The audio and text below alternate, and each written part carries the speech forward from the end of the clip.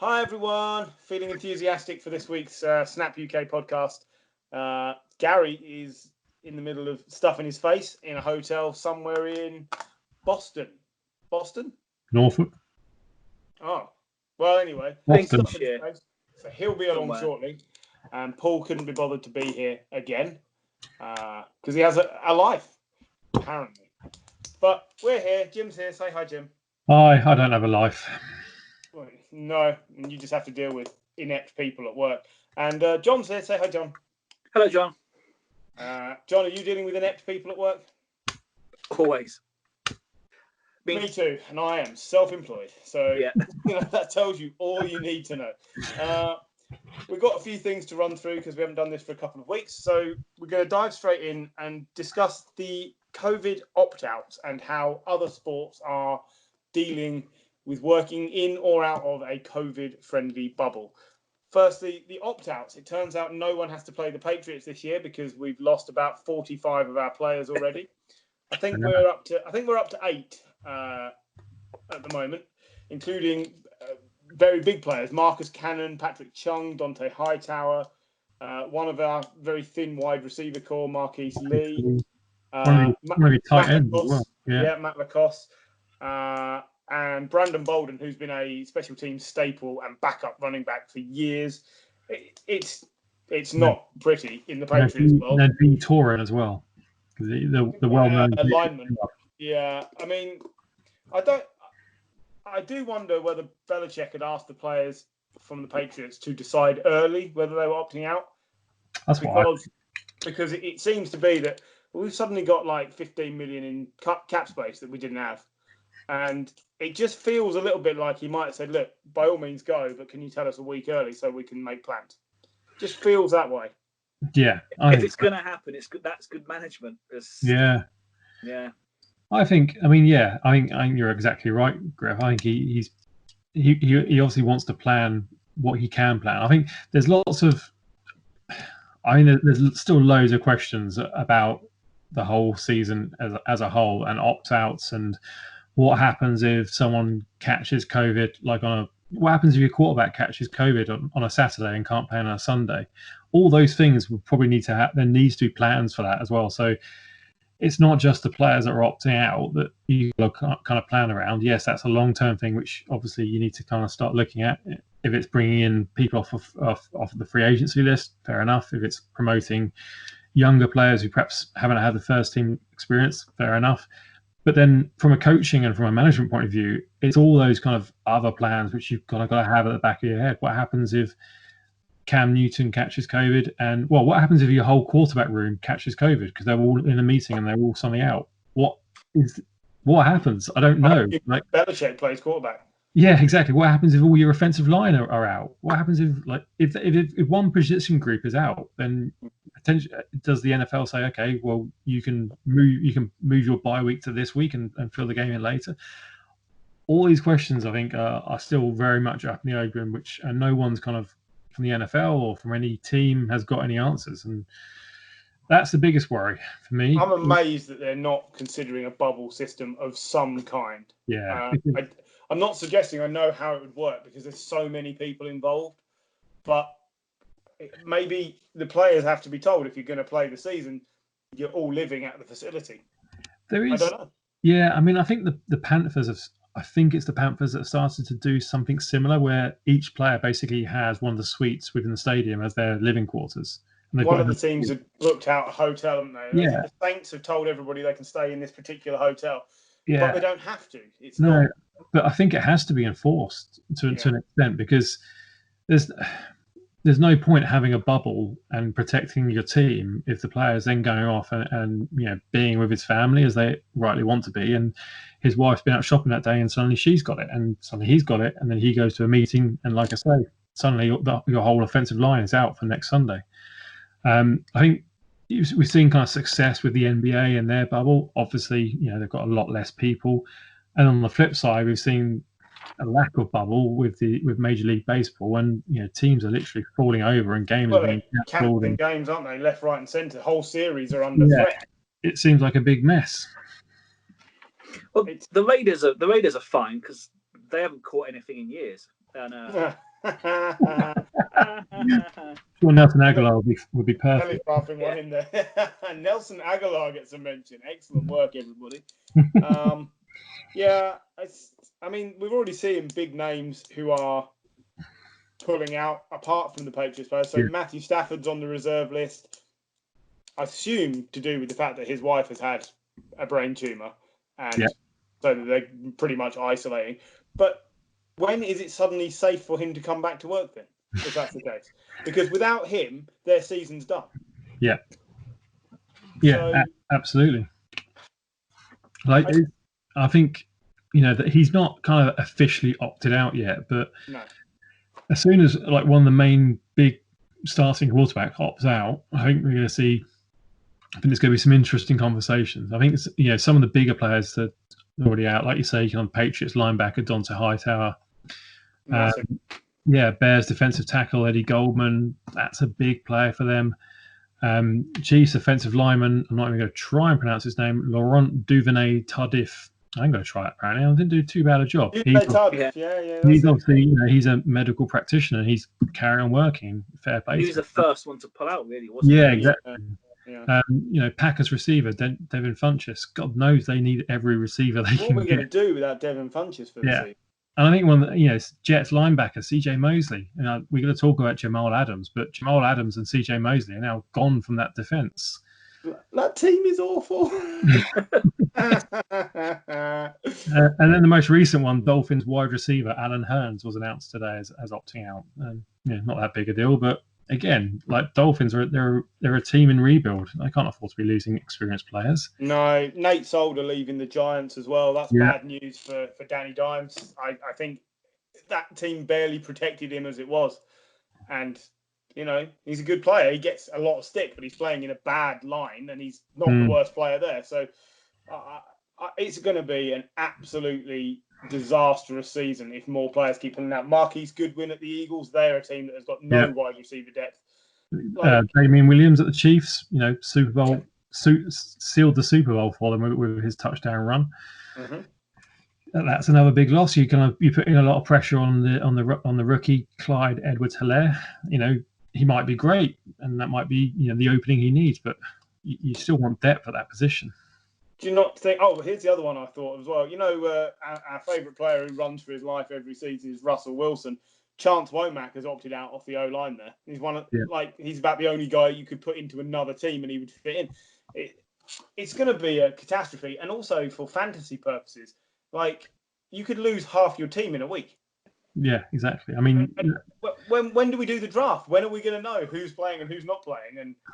And the deadline is technically Thursday night this week, but it's also going to be. There's also going to be like a player safety issue as well, isn't there? I mean, if you're putting in, again, I point to the offensive line. If you're putting in a lot of inexperienced players at offensive line, and you're coming up against, I don't know, the Saints or the 49ers or the Broncos who've all got decent pass rushers, that puts your quarterback right in the target line, and he's not going to stand a chance realistically, is he?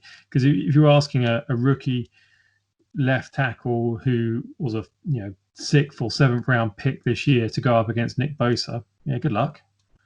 Well, that's the problem. It's going to set teams on a path that they can't really recover from. You've got very little hope of turning it around if one or two of your better players decide to opt out. It's too late. You can't draft now. Free agency hasn't got a lot going for it. Teams are not going to want to get rid of players in case they lose other people. I do wonder if the season's just going to descend into a bit of a farce. And I know that can always be a thing, but it just doesn't seem very well thought through. I think it is going to be a bit chaotic. It'll be interesting for, the sake that we'll probably see a fair few new players coming through, and that's always interesting. You're right. We could see a team come out of nowhere and be brilliant just because the fact that their division has been absolutely decimated by COVID. Whether that's fair or not, who knows? But it could also shine a light on who are the best coaches or best GMs and management team as well. And again, you've got to point to Bill Belichick on this front, and he's probably always being one of those coaches has been 3, 4, 5 steps ahead of the league, and he's probably to the point earlier, he's probably planning for the fact that he won't have certain players. Yeah, I think he will see it as a challenge. If I can win with these 8 players missing, then nobody's going to talk about Brady. Yeah, exactly. That's what he will say. Like, this is no longer the story. He's not in the building. We can get on and do this. I mean, yeah, there are some big losses on the Patriots team, but ultimately you could lose any of those players to injury in week 1 anyway. So, As well, divisional rivals have lost their best safety and their best linebacker. Yeah. So it's going to be quite easy now to throw it just over the top of the Jets. It was easy before. It's going to be quite easy to do anything against the Jets. It's like picking candy from a baby, except less fun. And the Bills have lost star Latulele as well. He's opted out. So that's EJ Gaines, the cornerback. So that's 2 of the best defensive players on the Bills. So the Jets and the Bills are losing players. If they all lose players at the same rate as the Patriots, you know which team you're going to back out of those 3. Yes, the Dolphins. Oh no, sorry. But this is the thing. The Dolphins. Yeah, that's a talented-looking team, but it's still at least a year away from being competitive. And then before. So this division feels like it might have just fallen straight back into the Patriots' lap completely by accident. Even if they're trying to end up with a decent pick, right? it might just go that way. It all feels a bit just like no one's in control and Belichick comes out on top again. Is a little bit how it looks, but I don't know. Maybe it's. Speaking of, we'll touch on the fact Brady just turned 43. Was it yesterday, I think? Yes, it was. With some excellent trolling, by the way, of Michael Strahan. I saw that. Brilliant. Yeah. So if you haven't seen that, go and take a look at, was it his Instagram page? His Instagram account, yeah. Well worth a look. Very good. He's always very quick with the responses. I like to think he thinks them all up himself. So that was pretty good. So, I don't know. We touched briefly on how other sports are doing this. The Major League Baseball, no bubble, players have been asked to stay safe, but it's clearly not working. They're losing handfuls of players every day to COVID. They're getting 7-8 players on a team test positive at a time.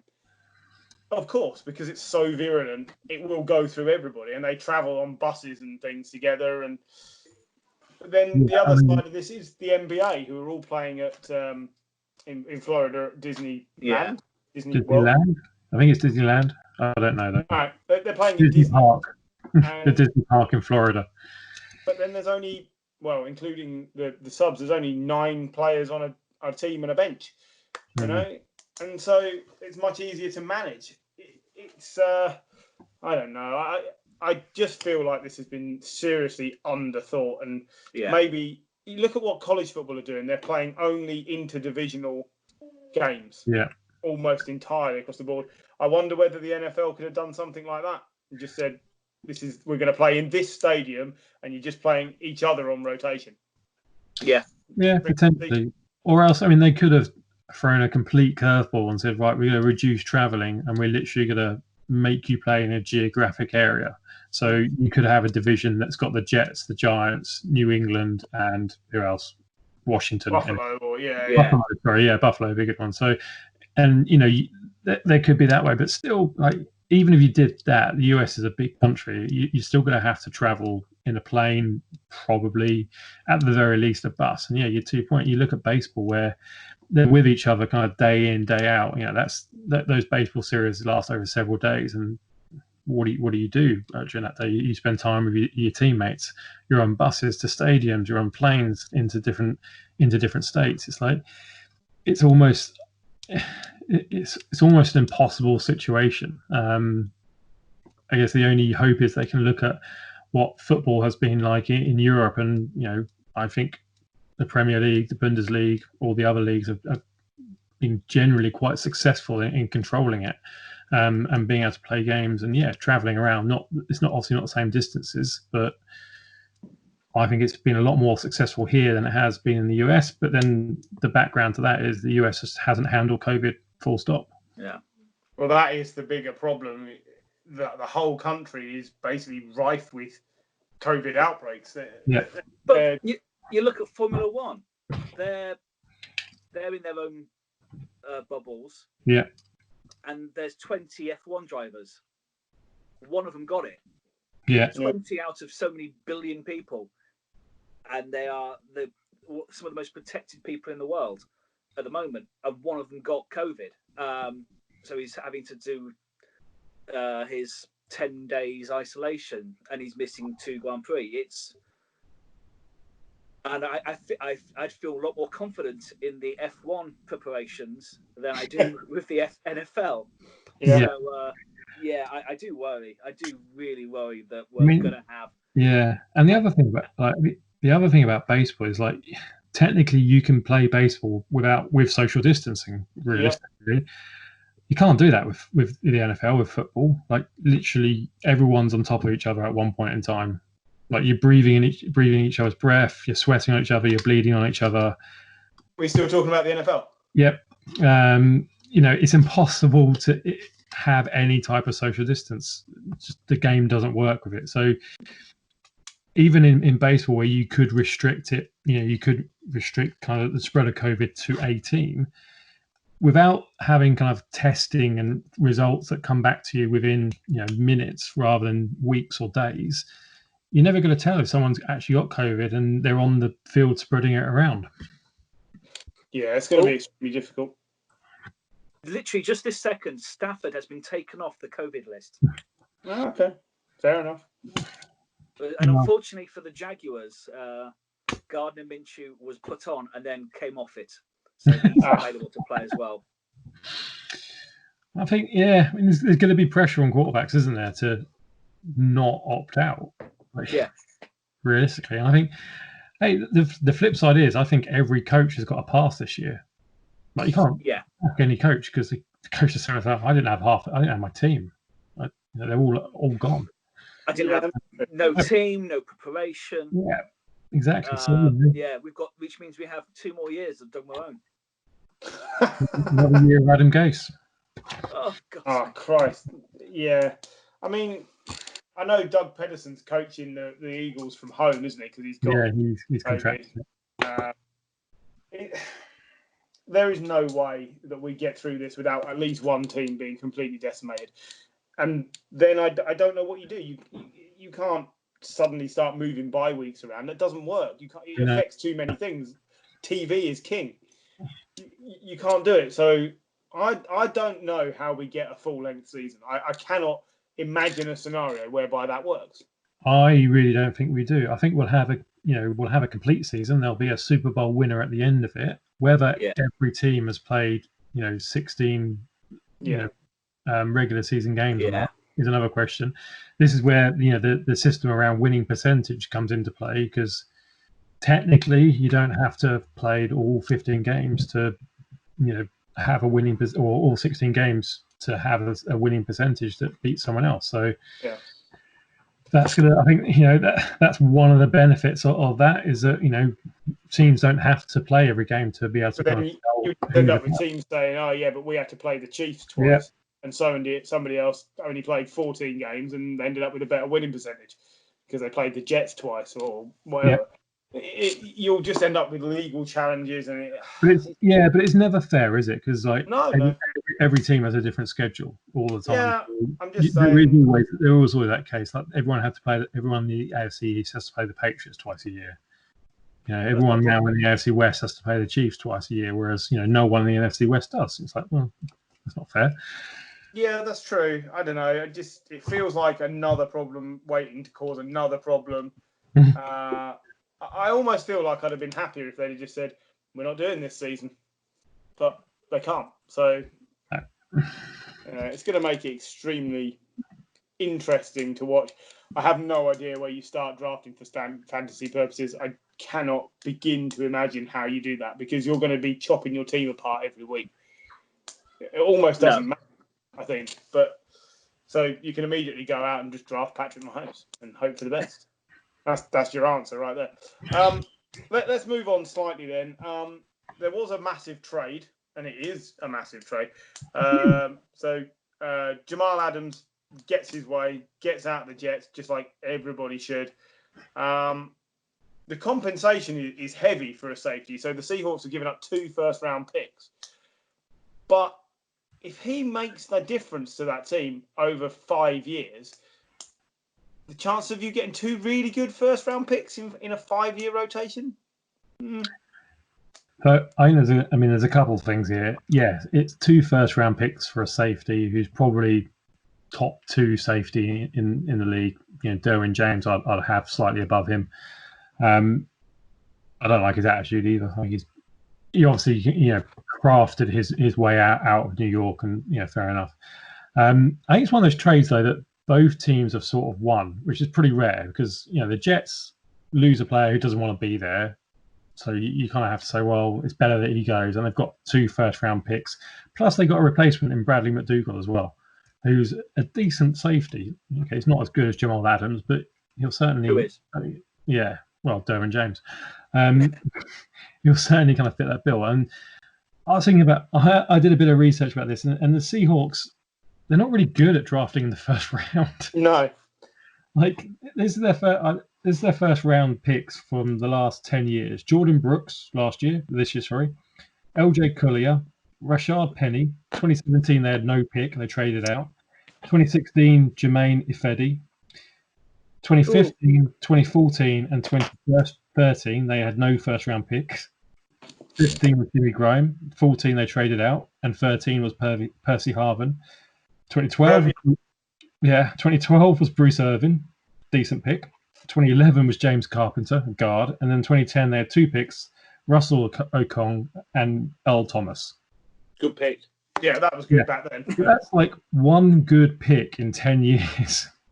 Yeah, that's what I mean. I don't think it's a lot to give up when you look at it like that. I mean, he could be a stud in that defense with the right coaching for 5 years plus. So, and I guess the other thing, and you touched on this earlier with regards to fantasy, but also with regards to the actual draft next year, that could be a washout as well. Like, who knows what's going to happen with college football?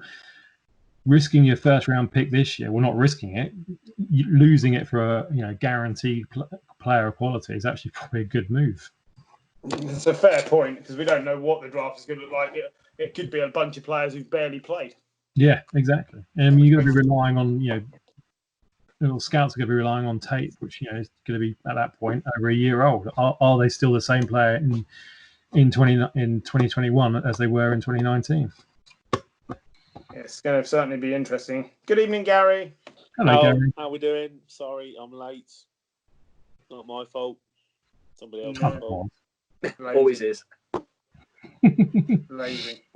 Always better Gary, to come last, John. Always better to come last. Gary, anything you'd like to add to the debate on the Jamal Adams trade and the value that the Seahawks have given up? What do they give up in the end? 2 firsts or something, or 2 firsts and a safety. Yeah, and a third as well. I hope you've basically said that's a ridiculous amount to give up for Jamal Adams. It is a lot to give up on a safety. It's too much, way too much. And the Seahawks have got quite a few gaps in quite a challenging division. So, my opinion is, I think that I get it that he's an established player and. He's clearly talented, and there's not loads of great safeties around in the league at the moment. But isn't Eric Reed available on free agency? Yeah, I guess that's the point. Like, do you need it? He's what, like 30 or something? Do you need like a top caliber safety? Punt on some talent. That's just a Pete Carroll thing to do, innit? But I don't really agree with it. Fair enough. I've turned up and Griff's still wearing a Redskins t-shirt just to fuck everyone over. Has anyone else noticed that? Yeah, maybe. Do you agree on the John Lynch contract extension, though? Yes. Do we like this move? Yeah, I do. Like, he's, we kind of predicted it the other week when you were talking about Kyle Shanahan's extension. These guys have obviously built a good working relationship. They've taken a team that's, was picking in the top 10, which was absolutely decimated by the previous regime, and they got to the Super Bowl. What's not to like? The only thing missing is a Super Bowl win. They can't, aside from that, they can't have done much more. So, you've got one of the most talented coaches in the league. You've now got him locked up. John Lynch has been, he's worked well with Shanahan. I think the actual power lies more with Shanahan than Lynch. I think Lynch is pretty much is there to do Shanahan's bidding in terms of helping him build a team. but it's working well. So why wouldn't you extend it and keep it going for a few years? Yeah, that seems like it's all fair and reasonable. Like you say, the key thing is in the time they've had together, you can't really have got much more out of a team that was on its knees. No, exactly. Yeah. And let's be fair. Like, I think Jimmy Garoppolo is an okay quarterback. He's probably bang average, and they got to Super Bowl with an okay quarterback. So that's a sign of building a good team. So I actually reasonably agree with Jim on this, which normally doesn't actually happen. In some ways, I think that John Lynch has probably been as impactful as Kyle Shanahan to that team. I think he's been very clever with our kind of draft. We've built the defence on real kind of solid talent, and then we've very cleverly added short-term experienced players into the mix. So I think we've added experience whilst building, options on our defence. So options to trade out of, options to trade up in the draft with.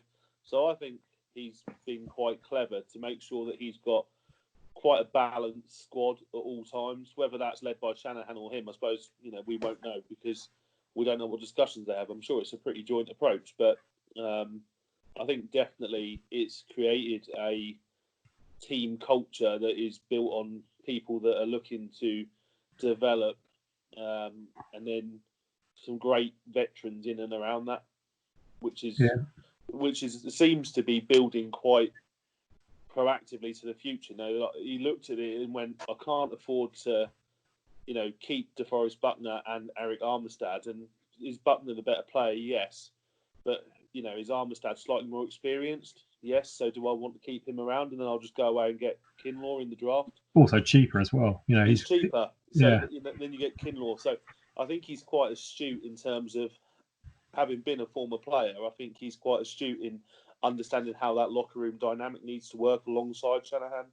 Yeah, I think that's been one of the biggest changes, isn't it? I mean, you look at that locker room from Harbaugh through to Tom Sula through to Chip Kelly, and it just wasn't a cohesive unit. I mean, that culture change has come from Lynch and it's come from Shanahan, and they've picked players who they want to bring into the team, who might not necessarily be, your blue chip kind of free agents. There's not many of those they kind of picked up where, they could have gone in for Jamal Adams. Safety's not.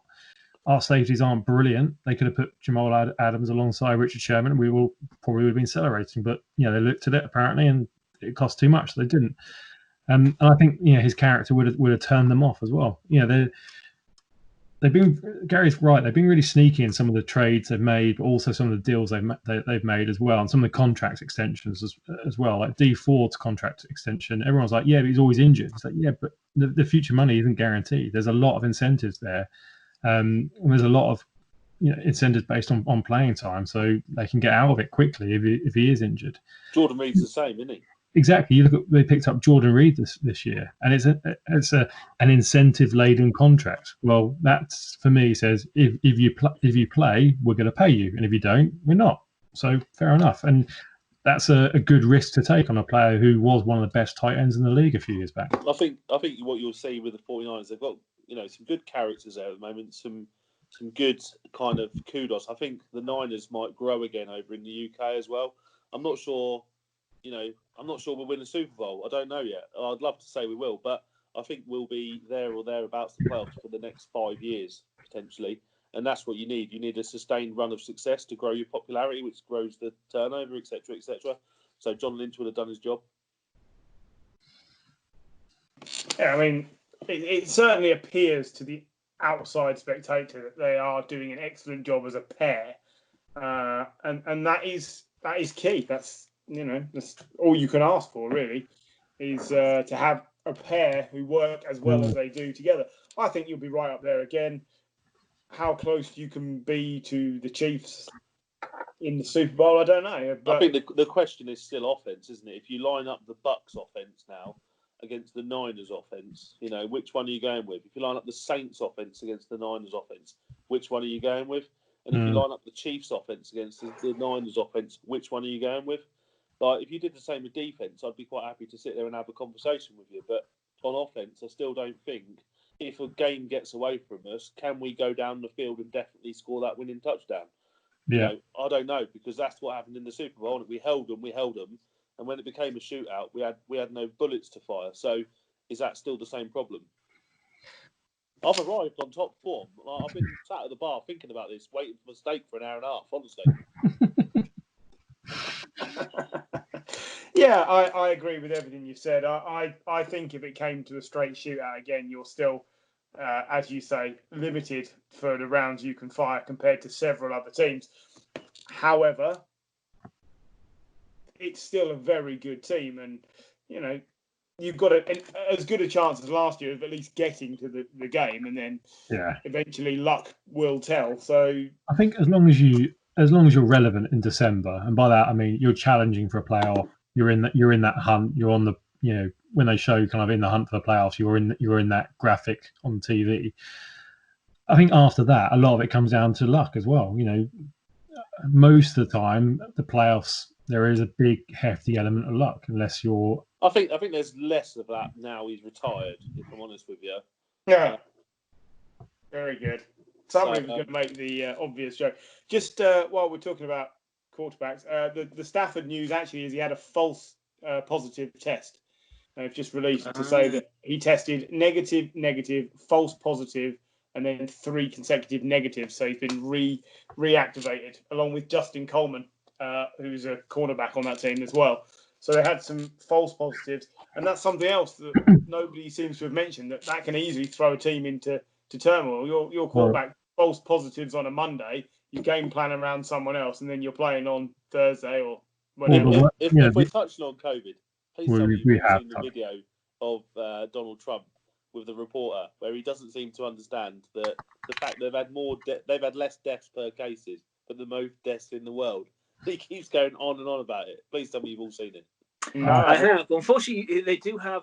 The US does have less deaths per cases than the UK. That's true, but still the most deaths. I mean, he's an idiot, but we shouldn't be bragging too much, really. No, exactly. The only thing is, how much would you trust that their reporting is accurate? I'd trust ours more. Yeah, I'm not sure about that. No, I probably would. Anyway, I think back to your point, Griff. I think you're right. I mean, a false positive is going to throw out a game plan, but what the other option is even worse. What happens with false negative? And suddenly you've given COVID to everyone in the team. It's like, then you're really screwed. So it comes back to having reliable testing that can give you a result, within minutes. At the moment, tests within weeks, test results coming within weeks or even days. It's a waste of time almost. They're talking about 90 minutes now, aren't they, for doing a test? Yeah. In which case, but as well, we have to control the environment, and if there's going to be fans and someone scores a touchdown and jumps into the crowd, but I think haven't they said the fans are going to have to wear masks? Well, I don't know. If I'm perfectly honest, I haven't kept up with the fan situation. I know some of them are planning to run at about 20% capacity. Most NFL fans in America are the ones currently slapping Burger King staff and running out of Whole Foods, shouting, I've got medical exemption. So I don't think that is going to be the answer. But well, when you're morbidly obese, you tend to have breathing difficulties, don't you? Not that we're say that out loud. Sorry to our American listeners that I've just lost us. Both of them. Move us on, Griff. Move us on. Moving on. Right, NFL Jim's top 100 controversy. Oh, actually, can I just mention something else? No. Have you seen part of the XFL, of course, has been bought by The Rock. By The Rock. Yeah. And they've already announced they're bubbling. They are doing protective bubbles. Their league isn't for another 6 months.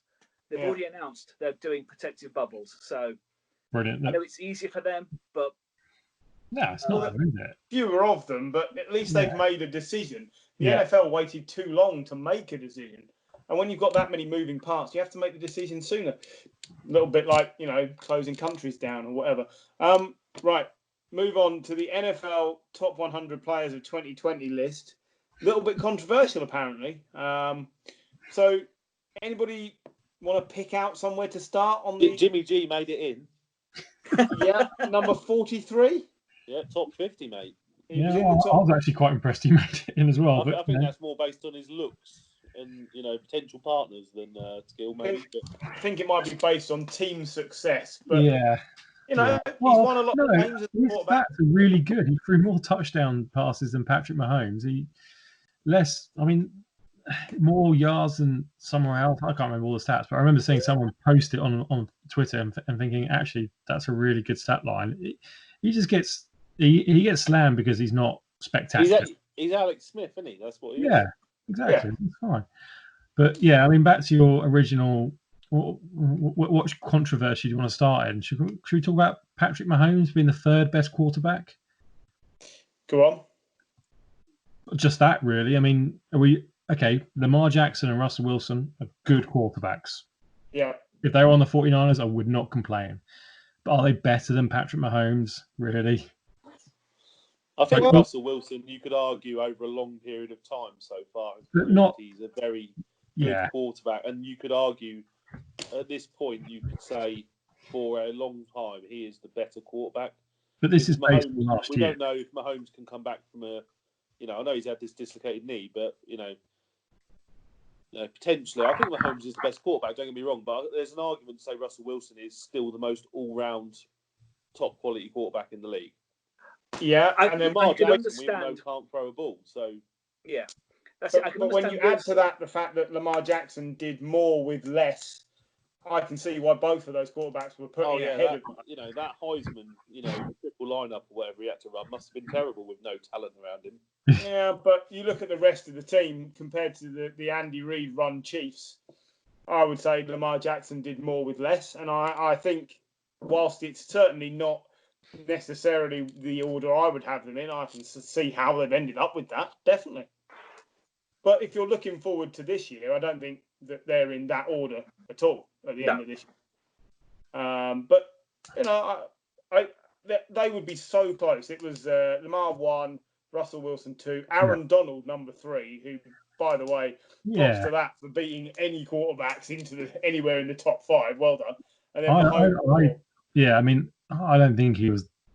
He definitely didn't have as good a season last year as he had previously. He's still a brilliant player. There's no two ways around that. But again, was he better than Patrick Mahomes last year? I know it's obviously a very different position, but I'd still be doubtful about that. Yeah, but see, this is the thing where you get kudos and respect that carries over, because Tom Brady was the 14th best player last year, apparently, and he really wasn't. No, for the first time in his career, he elevated no one. It's not. It's not last year, though, is it? It is last year. Well, it's meant to be. Is it? It's who are the 100 best players in the league. Yes, I see what you're saying, but it's clearly based on what people have just seen. Yeah, not necessarily. There's not necessarily, is it? Like I think that's suggesting that if you've had a poor season as a team collective based on whatever reasoning, that can take you from being a good player to be a terrible player. It's just about how people would think of you as a player. I mean, Gilmore, for instance, is the first New England defensive player to make it in the top 10 for forever. But that's more or less based on his one season performance. The year before he wasn't. Yeah, but I'm guessing, is Gronk in the top 100? No. Is he not? He didn't play last year. I didn't. And that's what I mean. Last year. Yeah. It is based on last year. Then it's ridiculous. You have to have played. Brady should be about 65th then. Yeah, exactly. That's what we're saying. Well, yeah. Then I actually agree with you, Griff. 65th overall is Tyler Lockett, just so you know. Good year. Tyler Lockett? Yeah. He had quite a good season. Yeah. He did have a good season, yeah. All right, make Brady 75. Did Tyler Lockett have a better season than Ryan Tannehill, who was 68th? I would say not. It's an odd... The list is just so many. Richard Sherman, 28th overall. I mean, look, he was good on your team, but he wasn't the 28th best player. Democracy doesn't work. American democracy doesn't work, quite clearly. All right, comrades, calm down. Jesus. We are literally losing fans minute by minute. Yeah. Socialism. Josh Allen was 87th on the list. last year, who had a better year, Josh Allen or Tom Brady? Yeah, Josh Allen all the way. I was just looking at Tyreek Hill at number 22. Where was really? Frank Gore? Frank Gore didn't make the Didn't make it. On this, there are now. I read this earlier, and I was like, "Oh, that's an interesting stat." And then I read like the bit afterwards. It's like, that's not as interesting a stat. But there are 6 teams who now don't have a player on the top 100. Yeah. Anyone want to guess who they were? Jags. Yep. Redskins. Sorry, there are no Redskins in this league. The Washington football team. The Washington football teamers is correct, yes. It's based on last year, by the way, and there were the Redskins then. The Dolphins. Yep. Lions? Broncos. No, Broncos have got players on there. Von Miller. Raiders? Von Miller, yeah. Raiders have got players on there. The Chargers. No, Joey Bosa's got to be on there. Chargers have got players on there. You've got 2 more to get. Raiders. Raiders Jets. On there. Jets, yes.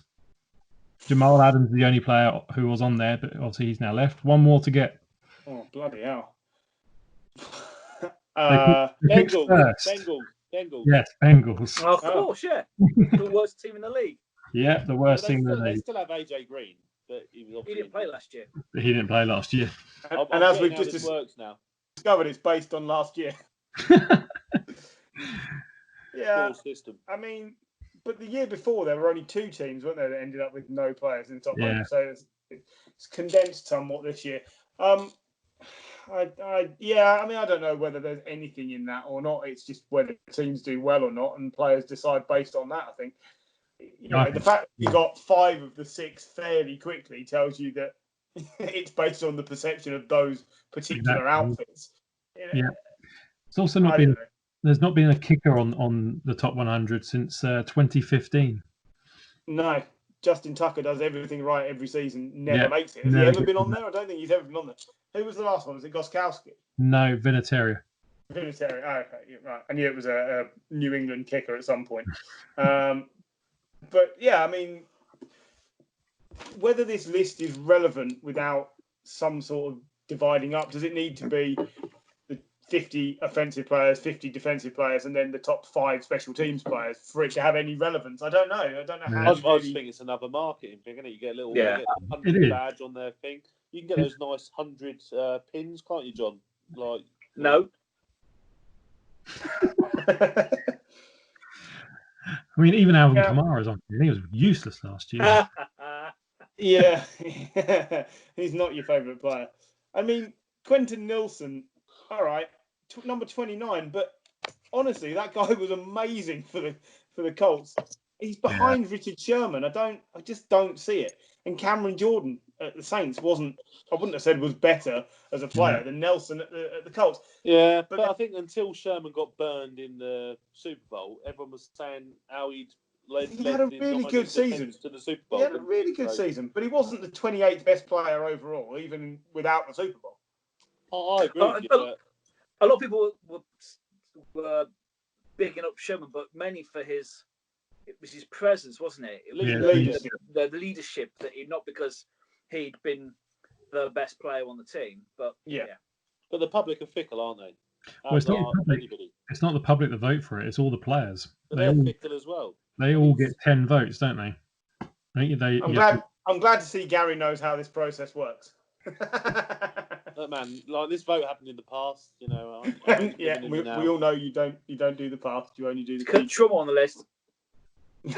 You what? Shawarma on the list. Always, mate. Always. Kirk Cousins is. Before Cam Newton, he was the only other MVP to get a deal on the minimum league contract, wasn't he? He was MVP. So I know my Kurt Schwarman facts. So, that, John. Did anyone? There's no reason why any of you guys would have watched this, but the New England press conference. Did anybody see that this week? No. Where they basically just flat refused to talk about Cam Newton, and they just mentioned all the quarterbacks as a quarterback room and said that it was an open competition. Which basically means Cam Newton starts week 1.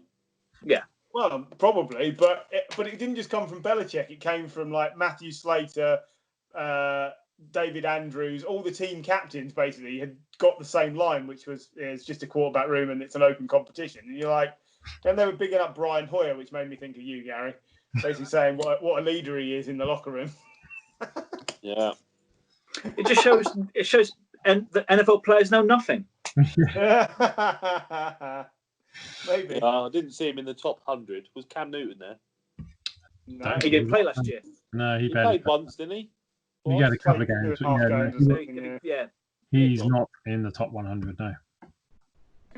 But if we get anywhere near a full season this year, I bet you he is. Probably, yeah. Because, you know, with the team falling apart and people leaving at the Patriots, the O-line isn't going to be that great. And it may not matter if he is fit. If he is fit. It may not matter. Like the Russell Wilson thing. Like, he hasn't had no line ever, but he's number 2. Well, Cam will have his dancing shoes on, wouldn't he? Normally does. You'd have thought so. I suppose Edelman, but yeah. Yeah, Edelman. At least Russell Wilson has Tyler Lockett. You know. And DK Metcalf. Yeah. Yeah. We've got Edelman and Sanu. But you never know. Never mind. Edelman might have spent the whole summer guzzling steroids as usual. And is he not just only in the corner crying that he's not playing with Tom Brady anymore? Yeah. Tom wants everyone else, but not me.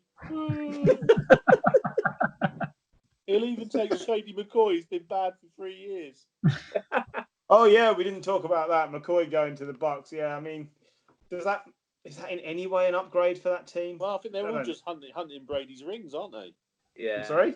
Yeah. I mean, it's an upgrade over the nobody that they had last year. But... Yeah, he's a better passing back than Ronald Blair. Brady always wants a decent passing back to, dump the ball off to. So there's that option. Super Bowl winning Shady McCoy. Yep, that's right. He wasn't in the squad though on game day, was he? No, he still gets a ring. Still won the Super Bowl. Oh dear, you still get a ring.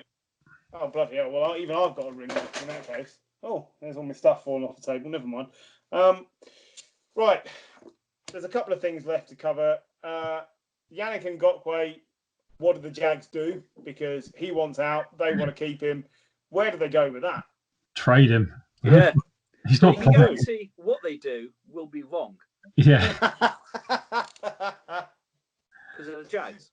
Yeah. Yeah. I suspect you're absolutely right there, John. They should have traded him before the draft. Yeah. Like they would have got a first round for him before the draft. Now it's like, well, no, just. Well, the value of trading for him for the start of this season might be negligible compared to before this COVID issue, mightn't it? That's what I'm saying. If they would have done it like before the draft, when everyone thought, "Oh, everything's going to be fine come September," they would have got a first round for him. I think they'll, if anything, it's like Jadeveon Clowney last year. Like, what did he go for in the end? Like a third? Yeah, nothing. Yeah. It's that's going to be the situation that they're faced with. They have to take the problem is it takes out anybody who's in win now, doesn't it? Because you don't know if now is going to exist. So it needs to be. And he's quite young, isn't he? And got what is he? 26, 27. Yeah, so maybe not even that. So I think you need a team that is building. Probably be good for someone like the Texans if they had any kind of capital to go and get him. Someone like that. But I don't think they've got anything to afford him, have they? So, if I'll tell you one team who should try and get him really is probably the Colts because they're building very nicely and they've got the cap space and they're not win now this season, but they could be in a winning place next season. So I think the Colts should go and get him. Not a bad. That's certainly an interesting one. I hadn't considered that. I'm never a fan of players being disruptive. A bit like you were saying with Jamal Adams, whether it's a bit of an attitude problem to be handed all this money and then not want to play on the team you're on. But I can't see why anyone would want to stay at the Jags. I do not get it. It's an appallingly run organisation that can't get out of its own way. Yeah. I don't know how else you'd sum them up.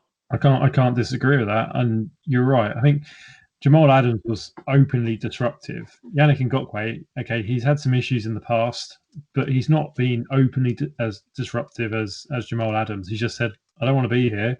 I'm not signing a contract. They gave him the franchise tag, and he's like, no, I don't want to be here. I'm not signing that.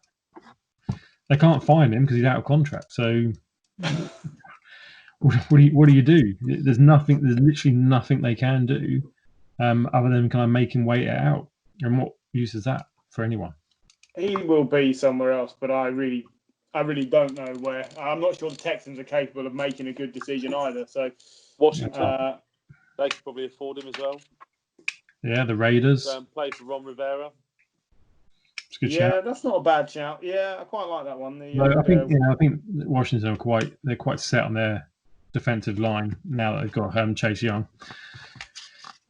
But yeah, Raiders maybe, Cardinals. Yeah, Cardinals is a good shout. There's a host of teams that will take an edge rusher that is as good as that. Like someone will nab him if it comes up. What about Jadeveon Clowney then? What do we think of that situation? Seahawks. The fact that you reckon he's just going to end up back with the Seahawks? That's what I think. I think he'll end up back at the Seahawks for half the money he wanted. Yeah. Yeah, I think he priced himself out of the market, and there isn't a market now for. The market got worse. Yeah. The market got worse. It's getting increasingly worse as well. I guess one of his big hopes. It sounds terrible. Is that a big time edge rusher opts out because of COVID and he gets a 1-year deal somewhere else. So say if Myles Garrett kind of said, right, no, not having this, the Browns are back in play. He's been rumoured to go to the Jets, but the Jets don't want to spend money at the moment for some obscure reason. And realistically, anyone who goes there is going to go there to waste their career this year and next year.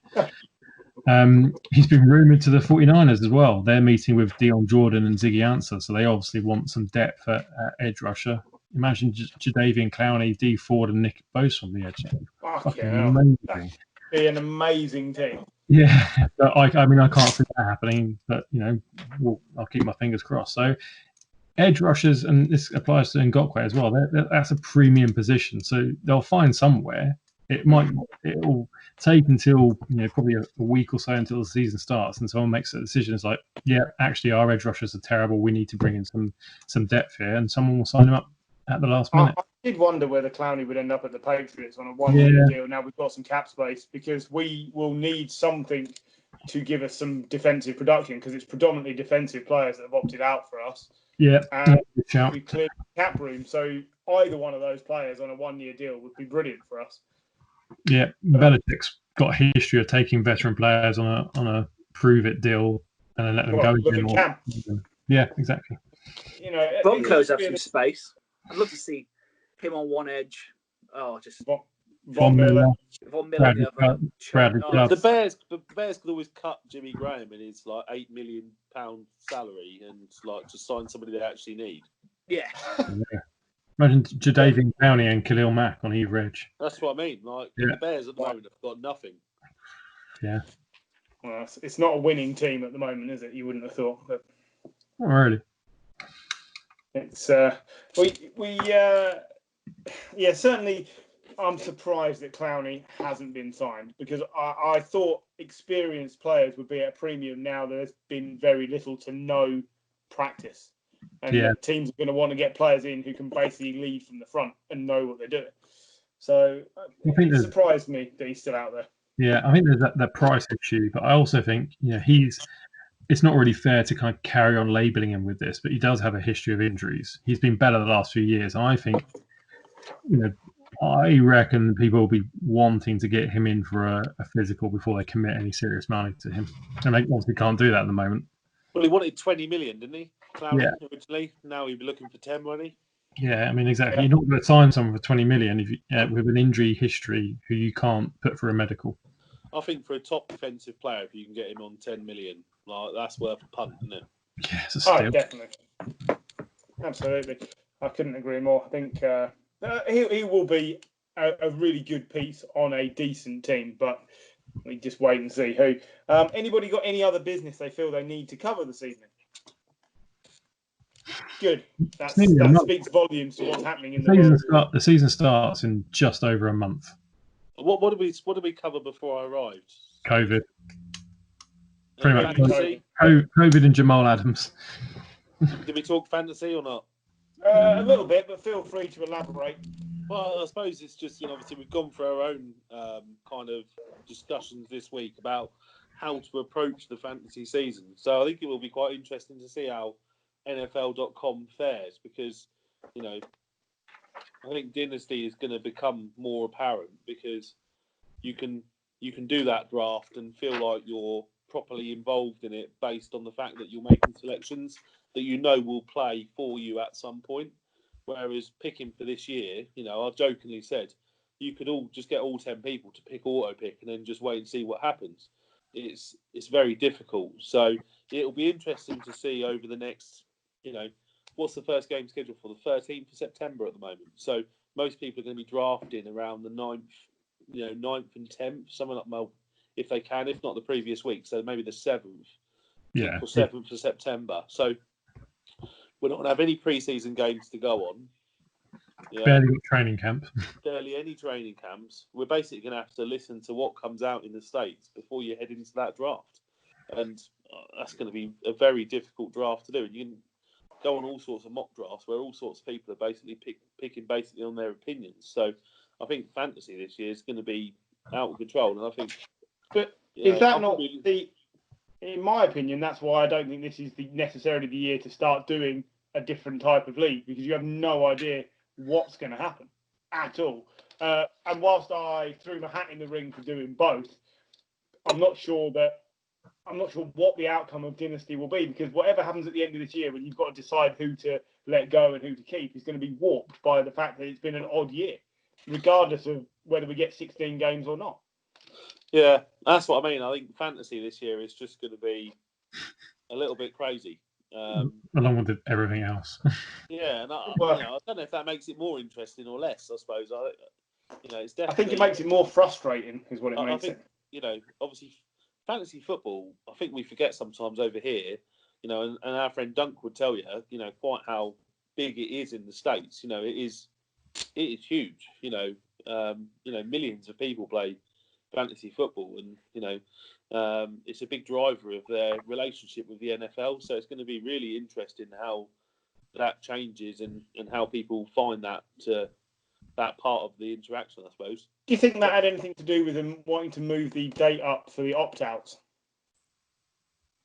Potentially, yeah. But I don't think I wouldn't have said so. I think it's more around teams managing their budgets and understanding how to get new players in a way where they can learn the playbook, I would suggest. Well, I only say that because it's all about money. The NFL make money from fantasy, whether you want to believe they do or they don't. Well, they do. A lot of the dynasty leagues you pay for. So exactly. Places like Flea Flicker and some ones like that you pay for. So clearly, dynasty makes money for the NFL. Fantasy makes money for the NFL. So obviously somebody would have had to say. Once we're in that zone, and then the live football starts, and we start worrying about who's going to beat who this week. Fantasy becomes a big part of how we interact with football. So I think it is important to understand how that's going to change. I think the waiver wire could be absolutely insane this year. Just again, like it comes down again. We point to if people suddenly opt out with if you suddenly lose your two starting running backs because one's on bye and one's got suffering from COVID. That game. So yeah, I think that could be fun. It's a different challenge anyway, isn't it, this year? Definitely. It's going to be the old John drafting. Who was it? Ray Rice or somebody? And then within 20 minutes of the draft, he'd been released. Oh, no, it was Dorset, wasn't it? Dorset. Justin Forsett. Like literally before we finished the draft, he'd been released. It's going to be the same. You've just drafted Le'Veon Bell, and he's gone down with COVID and opted out for the rest of the year. And you're like, John also drafted David Johnson. And then in week one, after about 3 minutes, he did his cruise shit, didn't he? broke his arm. Yeah. He's out for the season or whatever. In another league, I drafted Adrian Peterson second overall the year he missed the season because of his child issues. Brilliant. Justin Forsett. There's a name of a man who never came back. I suppose is the key comment. I think as we get closer, we'll definitely have to have a bit of an episode where we start to think about how that's going to look this year. Well, I suspect that might be within the next couple of weeks. I'm not sure whether we'll do one next week, but I would start piecing that together now because he's going to be chopping and changing around over the next couple of weeks. And we all love listening to Gary's fantasies, don't we? We do. I've missed them. I really have missed them. And I bet they're even more insane now. You get a hotel room. John doesn't like him so much. I do. Just bullshit, isn't it? It's just bullshit. Been listening to your bullshit for nigh on 20 years. Fucking up. Oh, well. Longer than 20 years. By the way, you sitting in front of that light looks a bit like you're being stabbed in the ear with a screwdriver. Oh, it's a bit weird. I feel like I'm sat at my granny's or something. Apart from the fact I'm drinking this. No, your granny's curtains aren't that nice. Got a flake in that. The head on that. Well, I did send Jim a picture earlier of my beers, old school, chilling in the sink in the hotel in some water, because I knew I wouldn't be able to get a beer back from the bar. Does your wife know you're having such a lovely time? Well, we don't discuss it overly. the fact that tonight, whilst she's in lockdown with a baby, and I went for a swim, followed by some chicken wings and a steak, and then a few beers, and then catch up with you boys. Probably not best to mention. So you'll just be telling her how awful it is to be away from home. It's very lonely. Lonely. Yeah, it looks terrible. Don't know how you cope. Right, if there's no more business from anyone, I will bid you all adieu, and we'll start piecing together fantasy and all the other pieces that are required. And the rest of the NFL season. Well, I suggest we'll need to start making predictions as well, which is going to be an interesting one. I predict there is no Super Bowl. There you go. The Jaguars are winning the Super Bowl because they've got the only team that's fit. Yeah. None of them talk to each other, so nobody passed on COVID. All around Florida, no one will play them. So it's just, forfeit. Yeah. Home advantage, forfeit. Gardner Minshew, the Super Bowl MVP. They get absolutely ruined. Imagine, John, if Gardner Minshew was Super Bowl MVP. Apoplectic. I'd make him wear a sweatband for about 6 months just for. Do you remember when Steve got really drunk and spent the whole time calling the Patriots as a whole the C word? I don't think any of us can ever remove that from our memories. I won't be drunk. That's the only difference. Honestly, I have never laughed so much in a car journey on my way from anywhere as I did taking him back. He was just so angry about the Patriots coming back. It was hilarious. Angry drunk Steve is brilliant. And we won. Right. Thank you for listening, everybody, if you did. And for watching on YouTube. I see like 13 people watching the last one. Woohoo! Wow. That's 13 more people than normally watching me. So that's pretty good. And we'll see you all again soon on the Snack UK spends a lot of time in a lay-by as well. I do. Dogging. Bye. Bye.